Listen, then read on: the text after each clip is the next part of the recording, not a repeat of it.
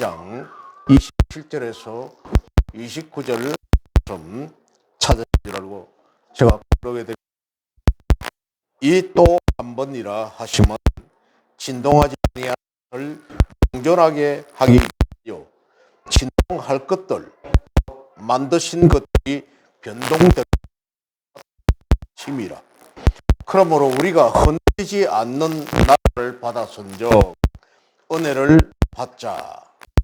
말미암아 경건함과 두려움으로 기쁘시지니 우리 하나님은 소멸하는 불이심이라. 아멘. 너희는 말씀하신 일을 거역하지 말라. 오늘 두 번째 말씀입니다. 히브리서 기자는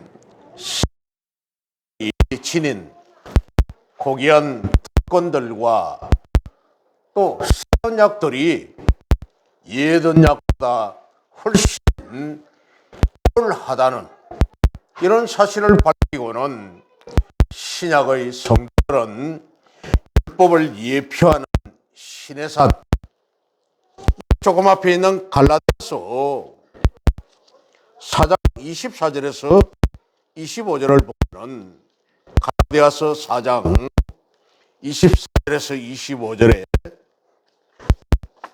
이것은 비유니 이 여자들은 무언약이라 신의 산으로부터 종을 낳은 자이 곧 하갈이라. 이 하갈은 아라비아에 있는 신의 산으로서 예루살렘과 같은 곳이 그가 그 자녀들과 더불어 종노릇하고 이렇게 말씀을 합니다.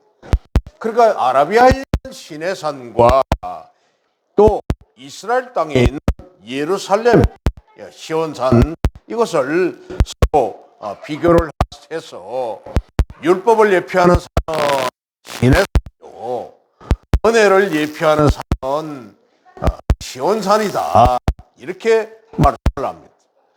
그런데 이런 신약의 성도들은 이런 신의 산이 아니라 은혜를 예표하는 기쁨과 영광의 시온산, 즉 베드로전서 2장 6절에 있는 시온산이다 하는 그곳에 현 주소가 있다는 겁니다.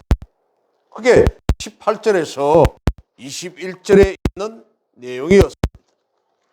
18절에서 21절을 다시 보면은 너희는 막을 수 있고 불이 붙는 산과 침침함과 흑암과 폭풍과 나팔 소리와 말하는 소리가 있는 곳에 이런 것이 아니라 현재의 너희들은 신의 산 흑암과 캄캄한 번갯불이 번쩍번쩍하고 불꽃이 있고 한 그곳이 아니라 그 소리를 듣는 자들은 더 말씀하지 아니하시기를 구하였으니 이런 짐승이라고 그 산에 들어가면 돌로 침을 당하리라. 모세도 이 산에 대하여서는 내가 심히 두렵고 떨린다 이런 말을 했던 것입니다.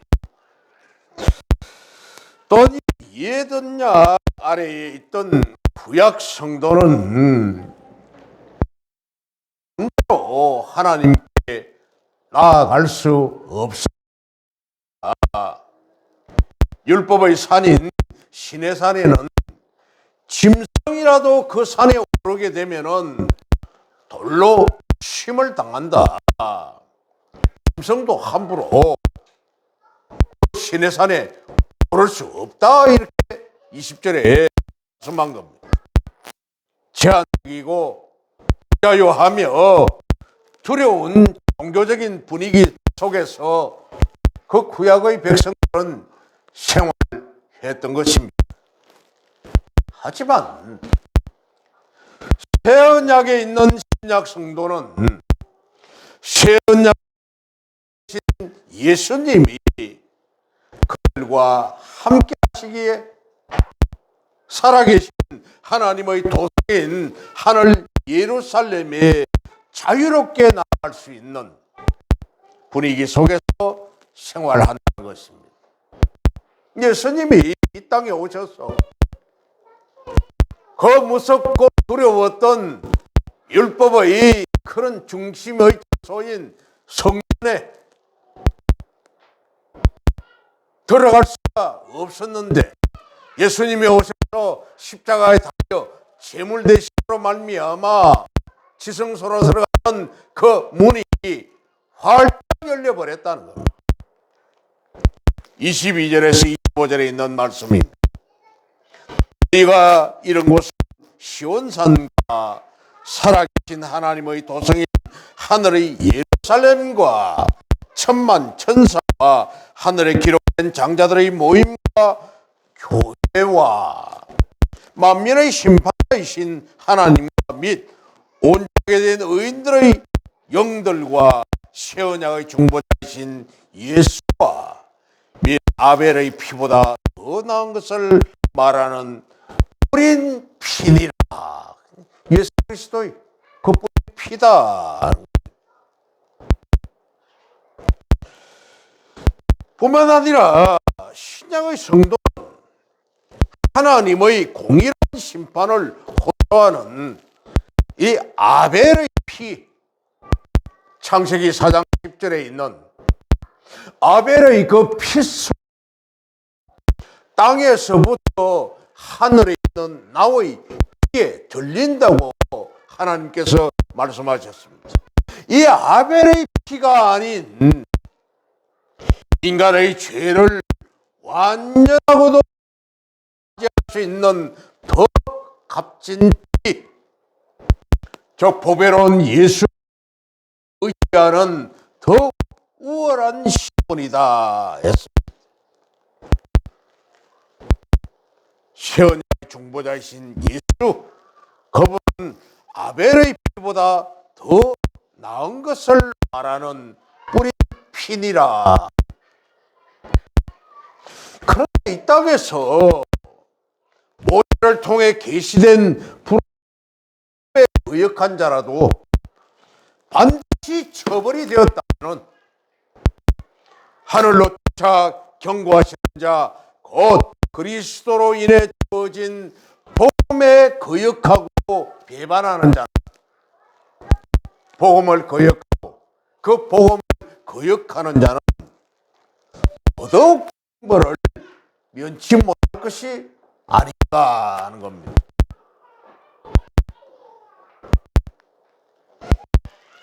따라서 새 구원을 얻은 우리 성도들은 주어진 은혜로 항상 하나님을 두려워하는, 섬기고 그를 경외한다 했습니다. 또 그분께 헌신을 하는 것이 마땅하지 않겠습니까? 28절을 보십시오. 우리가 흔들리지 않는 나라를, 우리는 흔들리지 않는 나라를 받았다는 겁니다. 그러니까 이로 말미암아, 이 은혜로 말미암아 경건함과 두려움으로 하나님을 기뻐지게 섬길지니. 그 이유는 바로 하나님은 소멸하는 불이라는 겁니다. 곧 각자의 선악을 따라 엄히 다스리시는 심히 공의로우신 분이기 때문입니다. 하나님을 두려워하는 마음으로 섬기는 것은 그분은 소멸하는 불이요, 또 엄히 공의로 다스리시는 분이기 때문이다. 진실로 우리는 이 같은 하나님의 철저한 공의 속에서 죄를 심히 싫어하시는 거룩하신 성품과 또 어떻게든 인간의 죄를 도말하시고 마침내 인간의 영혼을 구원해내시고자 하는 하나님의 거룩한 열정을 엿볼 수가 있습니다. 그렇다면 구약 이스라엘 이 백성들보다 더 좋은 조건과 더 큰 특권을 소유한 신약의 영적 이스라엘 백성인 우리 성도들의 이 삶과 우리의 이 행실은 어떻게 해야 할 것인가 하는 겁니다. 그것은 먼저 25절에 있는 말씀과 같이 너희는 삼가 말씀하신 일을 거역하지 말라. 말씀하신 그 하나님을 거역하지 말아라. 예, 땅에서 경고하신 일을 거역한 그들이 피하지 못하였거든. 땅에서 경고함을 받은 자들이 그 율법에 의하여서 피하지, 율법의 그 심판을 면치 못하였거든. 하물며 하늘로부터 경고하신 이를 배반하는 우리일까 보냐 했습니다. 우리는 정말 땅에 있는 피조물, 불신자들, 그들도 당연히 심판을 받는데 하늘에 속한 하나님의 백성이 심판받는 것도 오죽할 줄 아느냐 이 말입니다. 그리고는 감사함으로 하나님을 기쁘게 섬겨야 한다 합니다. 28절 경건함과 두려움으로 하나님을 기쁘시게 섬길지니, 이 말이 바로 감사함으로 하나님을 기쁘시게 섬겨야 한다. 오늘 28절에서 우리가 흔들리지 않는 나라를 받아선저 이렇게 말씀하라. 이런 우리 성도들이 장차 들어갈 하늘나라는 마지막 날 우주 만물이 변화하고 하늘과 땅의 질서가 바뀐 뒤에 신천신지인 새하늘과 새 땅에 건설될 영원하고 결코 변치 않을 나라임을 가르칩니다. 실로 우리 성도는 바로 이런 영원 불변할 주의 나라를 약속받았습니다. 아멘. 약속받았습니다. 우리는 영원히 변치 않을 주의 나라 뿐만 아니라 우리 주님께서는 보혈의 피를 흘려서 이 언약의 중보자가 되셨다는 겁니다. 즉 보증이 되셨다는 겁니다. 예수님이 그 피 흘리심으로 말미암아 우리는 하늘 백성으로 택함을 받았고 그 택함 받은 것을 예수님이 피로 보증하셨다. 뿐만 아닙니다.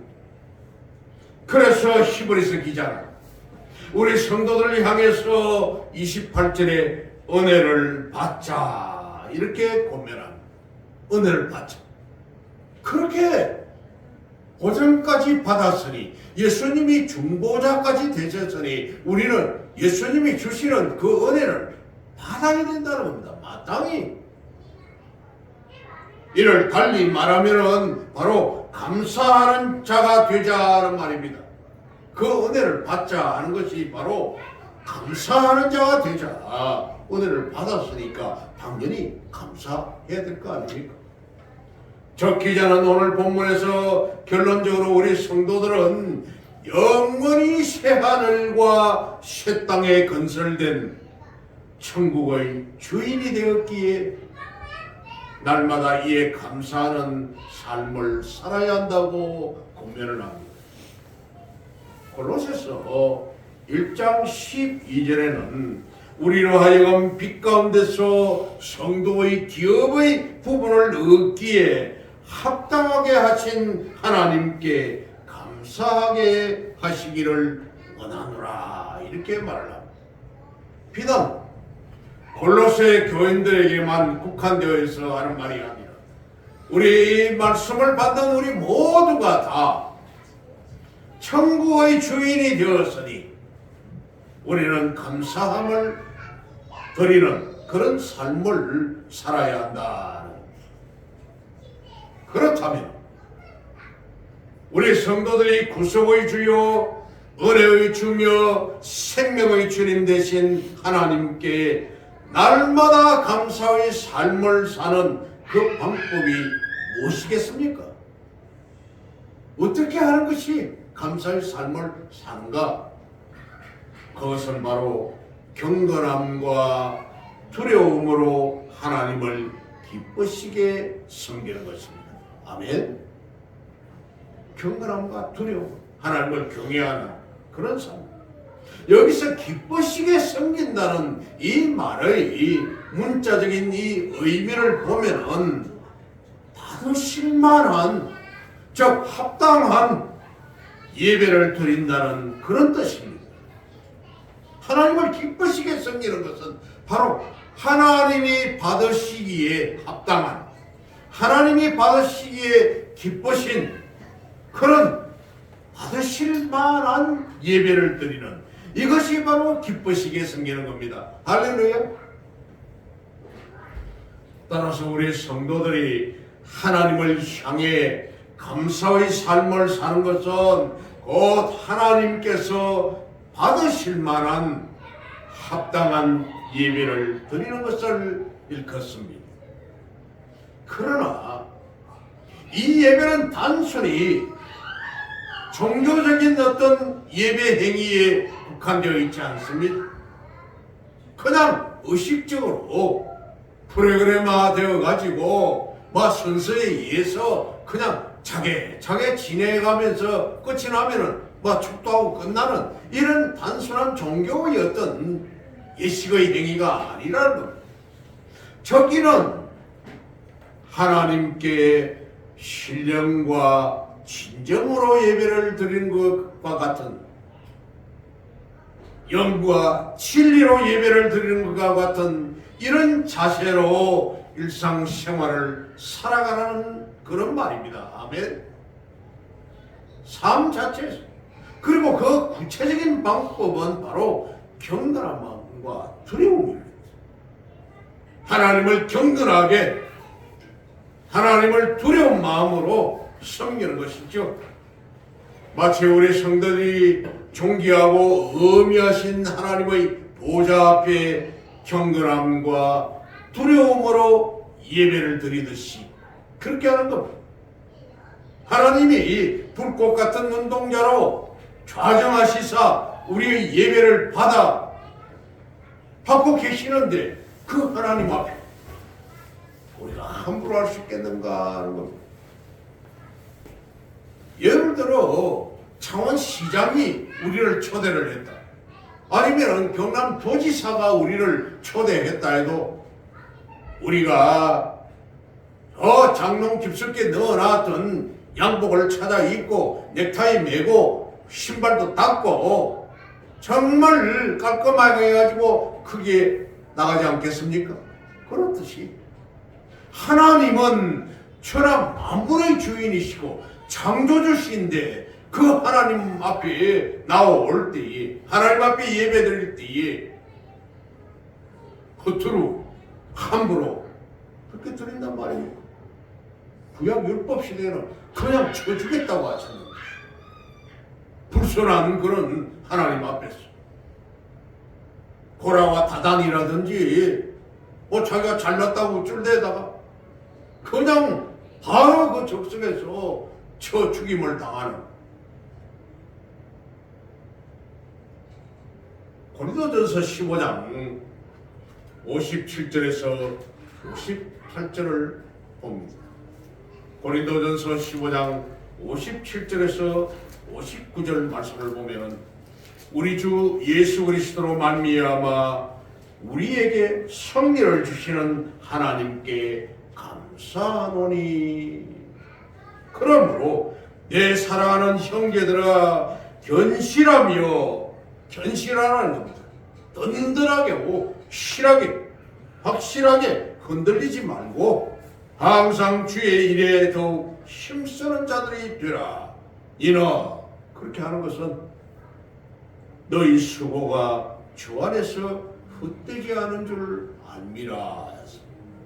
너희 수고가 그렇게 견실하고 흔들리지 말고 주님 앞에 그런 경외하는 마음으로 예배를 드리는 자들은 너희 그 수고가 헛되지 않는다. 사랑하는 성도 여러분, 범사에 하나님의 구속의 은혜에 감사하는 자들이 일상생활 속에서 경건함과 하나님을 두려워하는 그 심정으로 살아가야 하지 않겠습니까?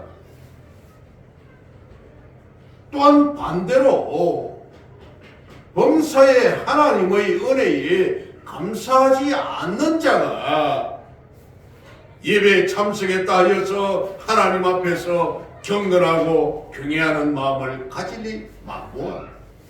감사하지 않는데, 감사가 없는 사람이, 하나님의 은혜에 감사하지 않는 자가 예배에 참석했다고 해서 그 마음에 경건과 경외함이 있겠는가?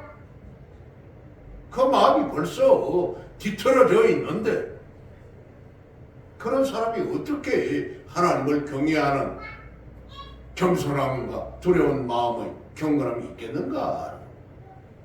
그러기에 우리 성도 일상생활과 종교생활은 뗄래야 뗄 수 없는 불가분의 관계에 있습니다. 아멘.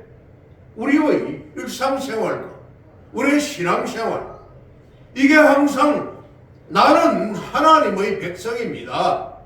나는 예수님의 정말 백성입니다. 나는 예수님으로 말미암아 구원받을 자입니다.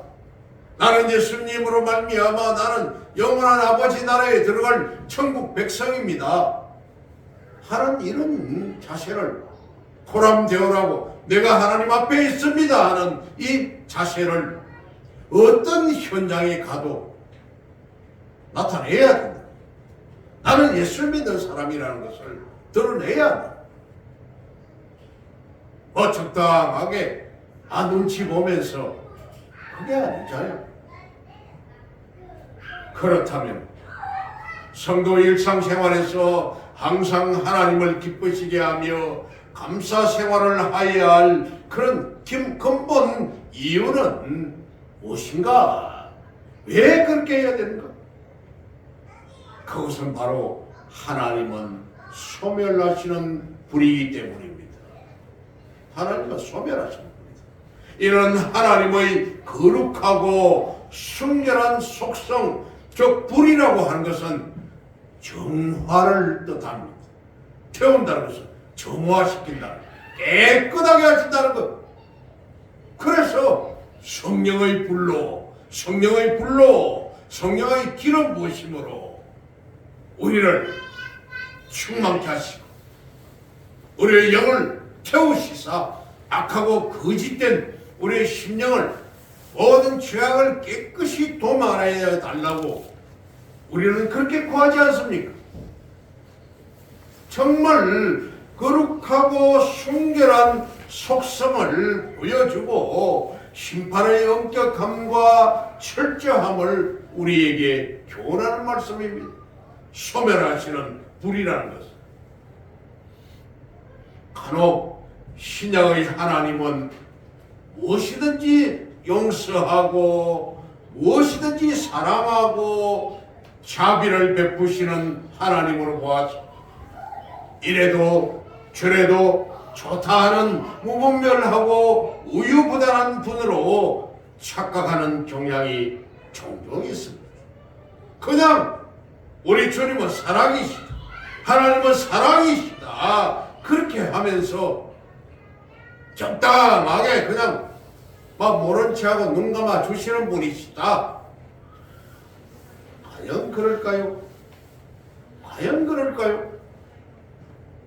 그래서 오늘 본서 기자는 수신자들이 하나님께 감사하며 기뻐하게 하는 삶을 살아야 한다는 자신의 가르침을 단순한 훈계 정도로 흘려버릴지 모른다는 이런 두려운 마음에서 이제 오늘 이 12장의 말미에 다시 한번 엄하신 심판을 상기시켰던 것입니다. 아멘. 29절 우리 하나님은 소멸하는 불이심이라. 우리 하나님은 태워서 죄가 되어 날려버리는, 아예 흔적도 없이 그렇게 해버리시는 분이시다. 고린도후서 4장 14절과 14절에서 15절 말씀. 고린도후서 4장 14절과 15절 말씀에 주 예수를 다시 살리신 이가 하나님이시죠. 예수와 함께 우리도 다시 살리사 너희와 함께 그 앞에 서게 하실 줄을 아노라. 이는 모든 것이 너희를 위함이니 너희를 위하기 위해서 그렇게 하셨다. 많은 사람의 감사로 말미암아 은혜가 더하여 넘쳐서 하나님께 영광을 돌리게 하려 함이라. 예수님을 죽은 자 가운데서 다시 살리신 그 하나님이 우리도 역시 예수 이름으로 다시 살리어서 하나님 앞에 감사의 삶을 살아가게 하지 않겠는가 하는 겁니다. 그러기에 하나님은 당신의 뜻을 거역하고 저버리는 자는 반드시 따끔한 채찍으로 징계하시고, 반면에 그 징계에 회개하며 사죄하는 자는 사랑과 자비를 베푸신다 하는 겁니다. 아멘. 그렇지. 천국은 어떤 자가 갑니까? 의인이 천국 갑니까? 그건 자기 의입니다. 회개한 죄인이 회개하여 천국 간다고 했습니다.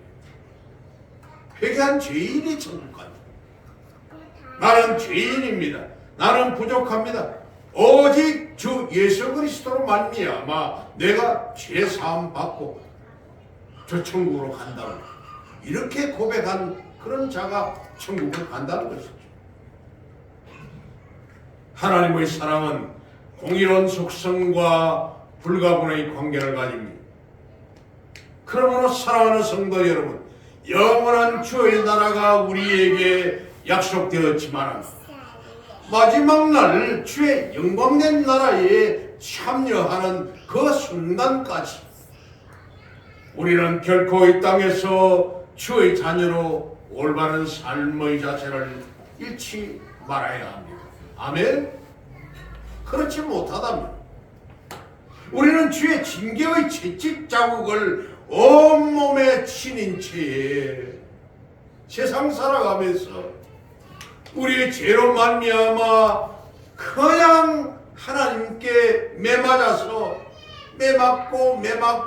매맞아 그 징계의 채찍 자국을 우리 몸에 만신에 가진 채 마치 겨우 불 가운데서 구원을 얻듯이 그 아픈 상처의 흔적을 가지고 주의 나라에 들어갈지도 모른다는 겁니다.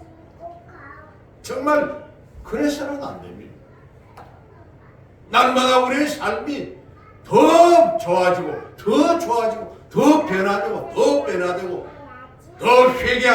더 회개하여서 정말로 성화의 삶을 살아 영화의 모습으로 희고 깨끗한 세마포 옷을 입고 주님 앞에 가야 될 텐데 겨우 빨가벗은 채에 온몸에 상처 투성이에 겨우 죽어리고 부끄러운 모습으로 자신의 치부만 겨우 가린 채에 하나님 앞에 서서는 되겠는가?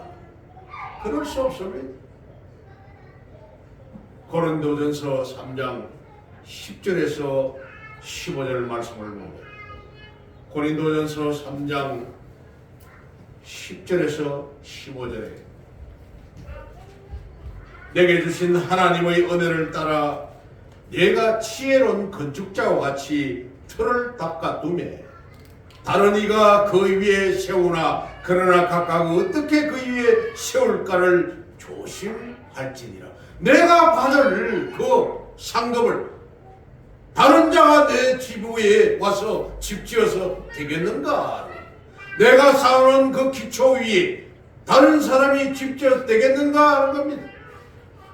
이 닦아둔 것 외에 능히 다른 터를 닦아줄 자가 없으니 이 터는 곧 예수 그리스도라. 예수 그리스도로 우리가 터 닦아서 우리가 그 예수 그리스도로 내 집을 그 위에 세워야 될 텐데, 만일 누구든지 금이나 은이나 보석이나 나무나 풀이나 지퍼로 이 터 위에 세우면 각 사람의 공적이 나타날 터인데 그날이 공적을 밝히리니 이는 불로 나타내고 그 불이 각 사람의 공적이 어떤 것을 시험할 것임이라. 불을로 심판하실 때에 만일 누구든지 그 위에 세운 공적이 그대로 있으면 상을 받고, 나무나 지퍼로 세워보십시오.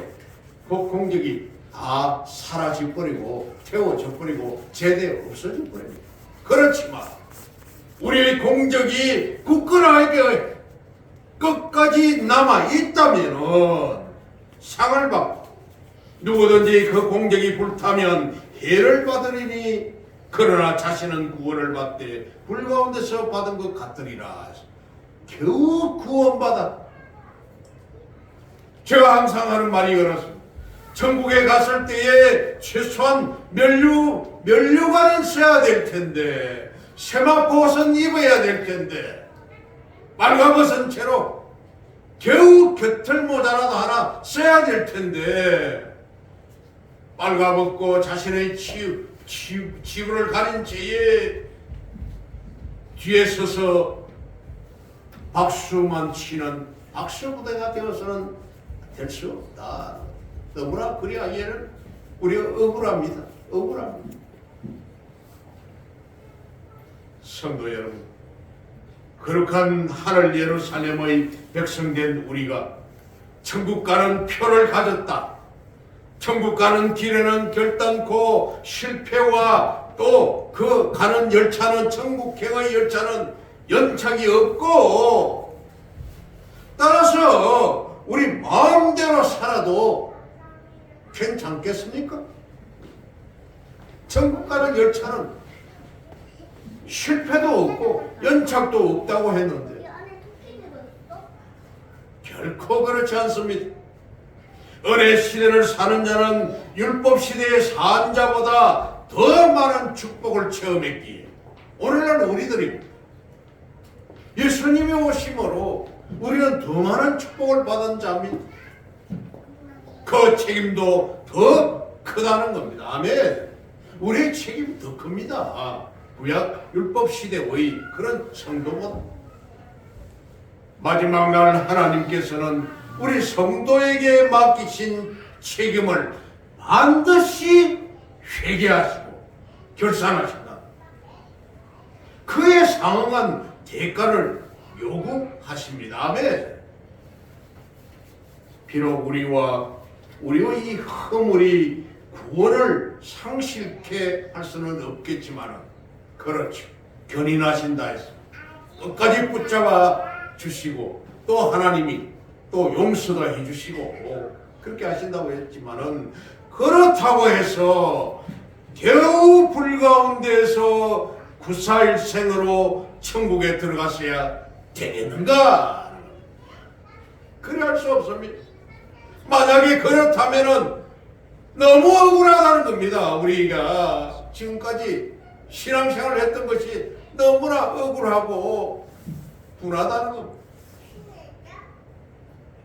오히려 한 걸음 더 나아가서 하나님의 은혜에 감사하며 날마다 그 은혜에 찬양하는 삶이 더욱 성숙한 신앙의 자세가 아니겠습니까?